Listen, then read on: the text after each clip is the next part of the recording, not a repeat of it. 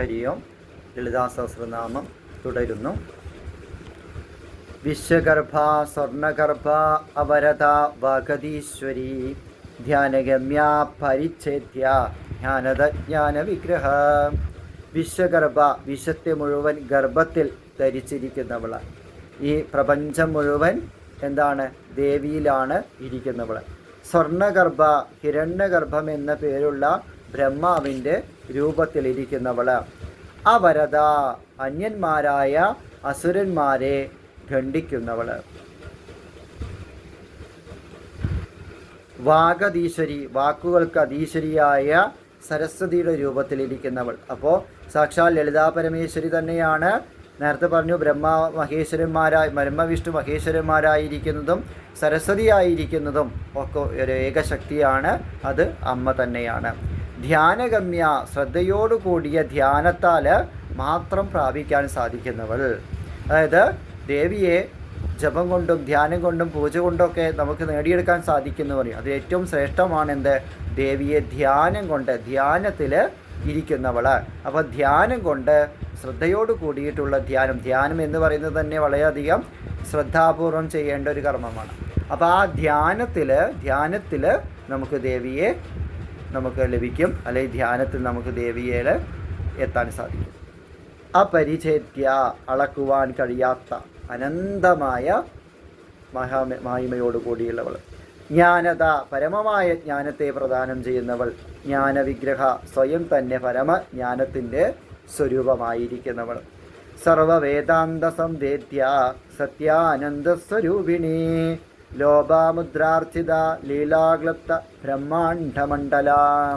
സർവവേദാന്ത സംവേദ്യ, എല്ലാ ഉപനിഷത്തുക്കളെ കൊണ്ടും നന്നായിട്ട് അറിയപ്പെടുന്നവൾ. എല്ലാ ഉപനിഷത്തുക്കൾ കൊണ്ടും എല്ലാ പുരാണങ്ങൾ കൊണ്ടും ഏതൊരു ശക്തിയെയാണോ നമ്മൾ അറിയേണ്ടത് അത് അമ്മ തന്നെയാണെന്ന് മനസ്സിലാക്കുക. സത്യാനന്ദസ്വരൂപിണി, സത്യവും ആനന്ദവുമാകുന്ന സ്വരൂപത്തോടു കൂടിയവൾ. ലോപമുദ്രാർച്ചിത, അഗസ്ത്യപത്നിയായ ലോപമുദ്രയാൽ അർച്ചിക്കപ്പെടുന്നവൾ. ലീലാക്ലൃത്ത ബ്രഹ്മാണ്ഡമണ്ഡല, ലീലാഭാവം കൊണ്ട് നിർമ്മിക്കപ്പെട്ട ബ്രഹ്മാണ്ഡ സമൂഹത്തോട് കൂടിയിരിക്കുന്നവൾ. അദൃശ്യ ദൃശ്യരഹിത വിജ്ഞാത്രി വേദ്യവർജിത യോഗിനി യോഗധായോഗ്യ യോഗാനന്ദ യുഗാന്തര. അദൃശ്യ, മാംസചക്ഷുക്കളാൽ ദർശിക്കപ്പെടാൻ കഴിയാത്തവൾ. അത് നമ്മളുടെ നഗ്നനേത്രങ്ങൾ കൊണ്ട് ഒരിക്കലും ദേവിയെ നമുക്ക് അറിയാനായിട്ട് സാധിക്കില്ല. അതാണ് പറയുന്നത്. ദൃശ്യരഹിത, ദൃശ്യമായി ഒന്നുമില്ലാത്തവൾ, അതിൽ കാണപ്പെടാവുന്നതായിട്ടുള്ളവൾ. അതായത് ദൃശ്യമായിട്ട് ഒന്നുമില്ലാത്തവൾ. നമ്മൾ എങ്ങനെയാണ് ദേവിയെ നമുക്ക് അദൃശ്യമായിട്ടും ദൃശ്യമായിട്ടും ആണ് ദേവിയെ അറിയേണ്ടത്. വിജ്ഞാത്രി, വിശേഷമായ ജ്ഞാനം കൊണ്ട് അറിയപ്പെടുന്നവൾ. അപ്പോൾ ധ്യാനം കൊണ്ട് നമുക്ക് ദേവിയെ അറിയാൻ സാധിക്കും, അതുപോലെ ജ്ഞാനം കൊണ്ടും നമുക്ക് ദേവിയെ അറിയാനും സാധിക്കും. വേദ്യവർജിത, സ്വയം പരമാത്മസ്വരൂപിണിയാകയാൽ ഇനി അറിയേണ്ടതായിട്ടൊന്നുമില്ലാത്തവൾ. അതായത് ദേവിയെ അറിഞ്ഞാൽ ഈ പ്രപഞ്ചത്തിൻ്റെ സർവജ്ഞാനവും അറിഞ്ഞു കഴിഞ്ഞിട്ട്, ദേവിയെ അറിഞ്ഞു കഴിഞ്ഞാൽ, അതായത് സർവജ്ഞാനവും അറിഞ്ഞിട്ട് ദേവിയെ അറിഞ്ഞില്ലെങ്കിൽ ഒരു കാര്യവുമില്ല. എന്നാൽ ദേവിയെ അറിഞ്ഞു കഴിഞ്ഞാൽ ഈ പ്രപഞ്ചത്തിൻ്റെ സർവജ്ഞാനവും നമുക്കുണ്ട് എന്ന് പറയാൻ സാധിക്കും. അപ്പോൾ ഈ പ്രപഞ്ചത്തിൻ്റെ സർവജ്ഞാനം എന്ന് പറയുന്നത് അമ്മ തന്നെയാണ്. അമ്മയെ അറിഞ്ഞു കഴിഞ്ഞാൽ ഈ പ്രപഞ്ചത്തെ മുഴുവൻ അറിഞ്ഞതിന് തുല്യമാണ്. നല്ലവണ്ണം അറിയപ്പെടുന്ന അവസ്ഥയോട് കൂടിയവൾ. യോഗിനി, യോഗശക്തികളോട് കൂടിയവൾ. യോഗത, ഭക്തന്മാർക്ക് യോഗശക്തിയെ അല്ലെങ്കിൽ യോഗ അവസ്ഥയെ പ്രദാനം ചെയ്യുന്നവൾ. യോഗ്യ, യോഗത്തിന് അർഹയായിട്ടുള്ളവൾ. യോഗാനന്ദ, യോഗമാകുന്ന ആനന്ദത്തിൽ സ്ഥിതി ചെയ്യുന്നവൾ. യുഗന്ധര, യുഗങ്ങളെ ധരിക്കുന്നവൾ. യുഗങ്ങൾ തോറുമുള്ള സൃഷ്ടിസ്ഥിതി സംഹാരം എന്നിവയുടെ ഭാരം വഹിക്കുന്ന കാലസ്വരൂപിണിയായത്. അതായത് യുഗങ്ങൾ വീണ്ടും വീണ്ടും ആവർത്തിച്ചു കൊണ്ടേയിരിക്കുന്നു. ആ യുഗങ്ങളിൽ വീണ്ടും വീണ്ടും ദേവി തന്നെ എന്ത് ചെയ്യുന്നു? യുഗങ്ങളെ ആവർത്തിച്ചുകൊണ്ട് ജനന മരണമാകുന്ന ചക്രങ്ങളിലേക്ക് മർത്യരെ അല്ലെങ്കിൽ സർവചരാചരങ്ങളെയും തള്ളിയിട്ടുകൊണ്ട് അത് ആരാണോ ദേവിയെ ഉപാസിക്കുന്നത് അവരെ ജന്മമരണ ചക്രത്തിൽ നിന്ന് മാറ്റി നിർത്തുന്നു. അപ്രകാരം എല്ലാം ചെയ്യുന്നത് ആര് തന്നെയാണ്? അമ്മ തന്നെയാണ്. ഇച്ഛാശക്തി ജ്ഞാനശക്തി ക്രിയാശക്തി സ്വരൂപിണി സർവാധാരാ സുപ്രതിഷ്ഠ സദസദ്രൂപധാരിണി.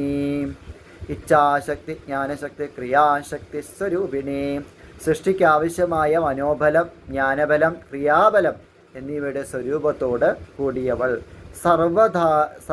സർവാധാര എല്ലാറ്റിനും ആധാരമായവൾ.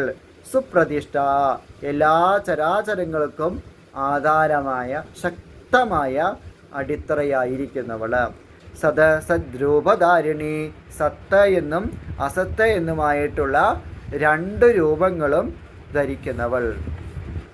ഇത് സത്ത സത്യം എന്ന് പറഞ്ഞാൽ ശാശ്വതവും നശ്വരവുമായ അവസ്ഥയാണ്.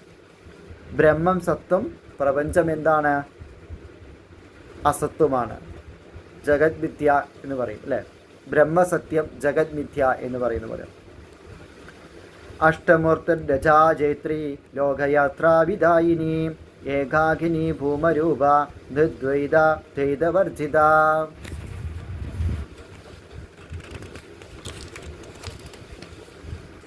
അഷ്ടമൂർത്തി 8 വിധത്തിലുള്ള രൂപങ്ങളോട് കൂടിയവൾ. അജാജയത്രി അജയെ, അജ എന്ന് പറഞ്ഞാൽ മായയാണ്. മായയെ ജയിച്ചിരിക്കുന്നവൾ. അപ്പോൾ നമുക്കൊന്നും ഒരിക്കലും മായയെ ജയിക്കാൻ സാധിക്കില്ല. എന്നാൽ ദേവി മായയെ ജയിച്ചിരിക്കുന്നവളാണ്. അപ്പോൾ മായയെ ജയിക്കാൻ നമ്മൾ എന്താ ചെയ്യുക? ദേവിയെ ഉപാസിക്കുക. എന്നാൽ നമ്മൾ മായയിൽ പെടില്ല ഒരിക്കലും. ലോകയാത്രാവിദായിനി 14 ലോകങ്ങളുടെയും അതതിൻ്റെ പഥങ്ങളിലൂടെ യാത്രയെ നിർണയിക്കുന്നവൾ. അതായത് ഈ പ്രപഞ്ചം അല്ലെങ്കിൽ സർവചരാചരങ്ങളും എങ്ങോട്ട് പോകണം എന്ന് തീരുമാനിക്കുന്നത്, പ്രപഞ്ചത്തിൻ്റെ അവസ്ഥ എങ്ങോട്ട് പോകണമെന്ന് തീരുമാനിക്കുന്നത് ദേവിയാണ്. ഏകാകിനി തനിക്ക് തുല്യമായിട്ട് ആരുമില്ലാതെ ഒറ്റയായിരിക്കുന്നവൾ. ഭൂമരൂപ മഹത്തായ പ്രഭാവത്തിൻ്റെ രൂപത്തിലുള്ളവൾ, ബഹുരൂപയായവൾ. നിർദ്വൈത രണ്ടെന്ന ഭാവമില്ലാത്തവൾ അല്ലേ? അദ്വൈതമാണ് ദേവിയുടെ അവസ്ഥ. അതായത് ദേവിക്ക് രണ്ടെന്ന ഭാവമില്ല, എല്ലാം തന്നിൽ തന്നെയാണ്. ഈ പ്രപഞ്ചം മുഴുവൻ തന്നിൽ തന്നെയാണ്. ദ്വൈതവചിത ദ്വൈതഭാവം ഇല്ലാത്തവൾ, അതായത് ഏകാത്മ ബോധമുള്ളവൾ, നിത്യമായ സ്വരൂപത്തോടു കൂടിയവൾ. അതുപോലെ എന്താണ്? അദ്വൈതഭാവത്തിൽ ഇരിക്കുന്നവൾ.